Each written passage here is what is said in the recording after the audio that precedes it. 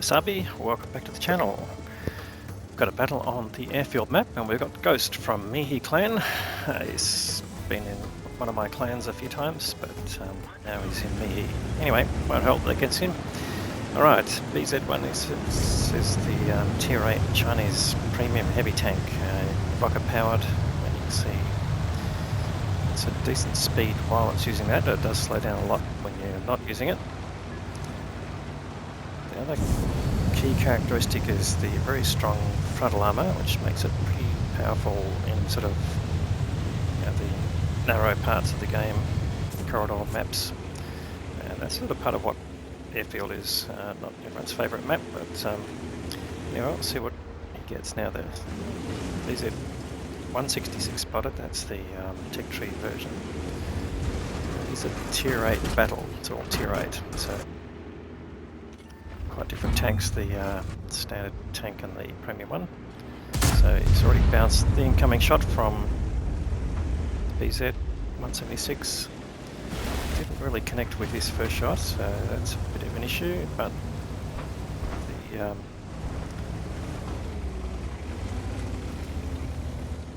bit of a sort of a quick aiming requirement there. Alright, just trying to see whether that ELC will back up and put a big shot into it. That's part of determining whether it's safe to come around here, so it's just taking a bit of a peek here. Hasn't been spotted yet, so oh, now he has. So is that the ELC? Probably.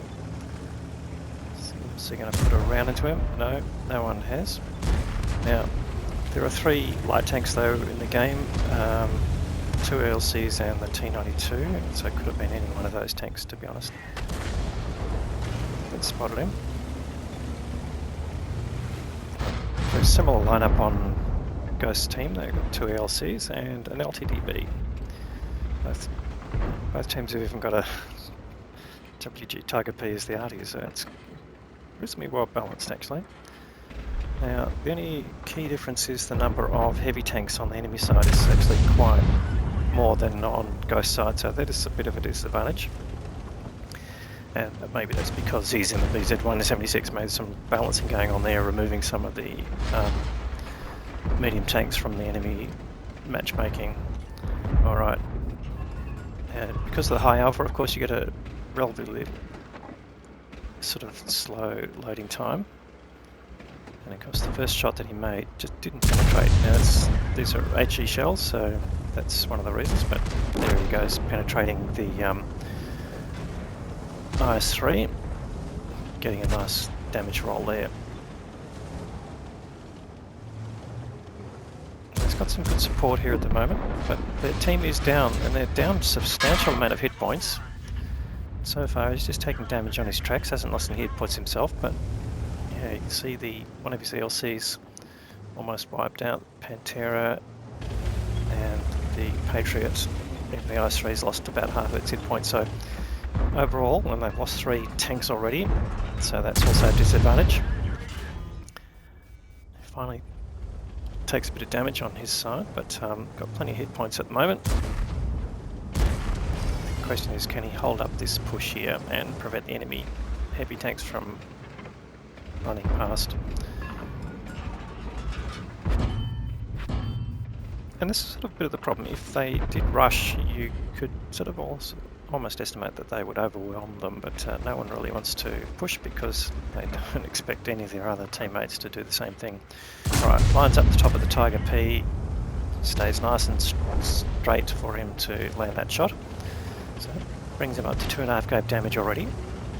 We're just clicking over into the 5th minute of the game, so starting to put some damage together, and he's got him lined up again, just the edge of his turret there. Unfortunately, that one didn't penetrate. You saw the low roll there is actually just splash damage.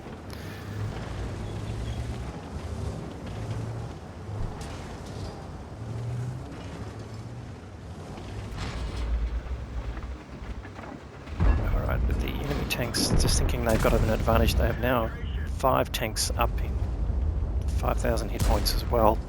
So they must be thinking, alright, we've got a good run here. And I just know that there's a T92 spotted up in the north, so that probably was the spotter tank for him. But so far the enemy's only lost that ELC even 90 that was on his side there. So just going to try and potentially eliminate the Tiger 2 from the battle. And there you go, actually carries out that, so it gets the right penetration. And then looks like the BZ-176, but here we go. There's a bit of swamping attempted, so ELC even 90. So Ghost turns around. Does he want to be bothered? No. Barras gets taken out by their remaining ELC, and he's going to punish the VK-100. But they're still pushing around the back here. Can eliminate. Oh, and here comes the BZ-176.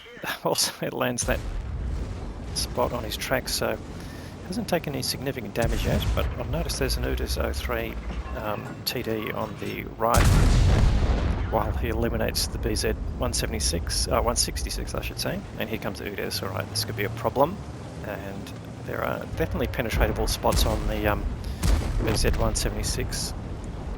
Front sprocket, it's a classic one if you've got a bit of an angle on the front, and here he's going to try and punish the UDES. Is he going to take some damage in return? The UDES is lining him up. He hasn't actually shot him yet, so that's going to be interesting. And here we go. Yeah, UDES, no problem penetrating probably the side of the turret there. And here comes the VK. But in all of that that's been going on, his team's actually rallied and managed to eliminate a fair bit of the enemy here. So mainly helped by the fact that Ghost has managed to stymie this whole push on this side. VK-100 deciding, oh, perhaps I better not come around the corner. And I'm not sure if he's going to try and flank here.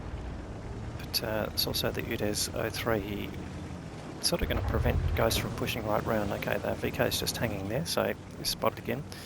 All Ghost wants to do is get the top of the turret lined up. And with these angles here, he might just be able to do it here. So it goes for it, and unfortunately just gets, again, the same splash damage there. Just averaging about 100 with those splashes. But luckily the Basante takes him out, and he uses one of his remaining rocket charges to try and push in on the UDES. He just loses track at the critical moment from the SU-130 PM. The UDES is out of the picture, and now this is almost wrapping up time. He does take a hit from the SU-130 PM, but he puts a massive strike into the SU. And now you could almost say that the tide has turned, although things are still fairly much in the balance. This team now starting to crack. The AMX M449 is a good target to go after. He's got plenty of hit points, and Ghost lines him up for a hit, and he should go through the front there. Alright. Again, splash damage, but rolls 400 on that, so that is not a bad result. But he's got to go into reload. Luckily their ELC of 90s on very low hit points is still operating. Looks like he's going to go after the arty. Ghost just looks for him. He might actually get the kill here, and he does there, so adds another 400 to his total, so he's just tracking under 8k of damage. The AMX M4 is still around. Can he get a shot on him? Oh, he needs to be shottable. No, look, he's gone behind hard cover. That's going to be trouble here, and he's starting to lose hit points to the Barask and the Caliban, so I don't think Ghost is actually going to get any more damage out of them.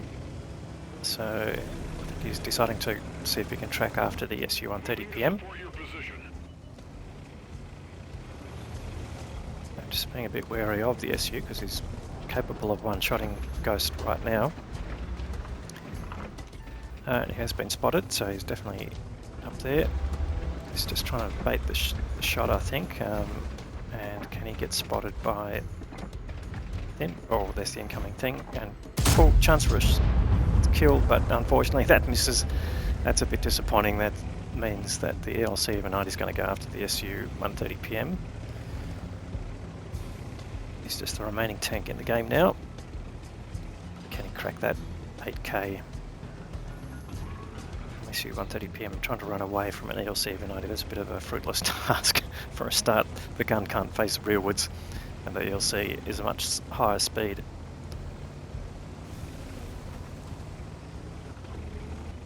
Oh, there he goes. Just spotted there by Ghost. He's got a chance to get another shot in. and the SU-130PM hoping perhaps for a bit more damage. Is he going to come up? No, no. He's staying low. The Brask is going to go after him. And in fact, the Brask gets the kill. So that's the end of the game. A little bit disappointing, but nearly 8k in 10 minutes. That's a great result.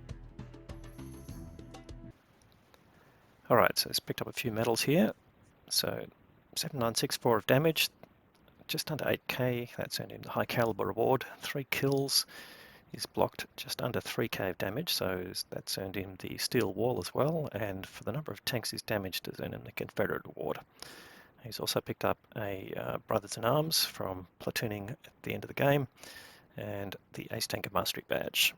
A massive amount of credits there. We'll just break that down when we look at the details. So team score wise, so he's finished on top with 1909 base. That's an outstanding level, particularly at tier 8. I don't think I've seen a level like that very often.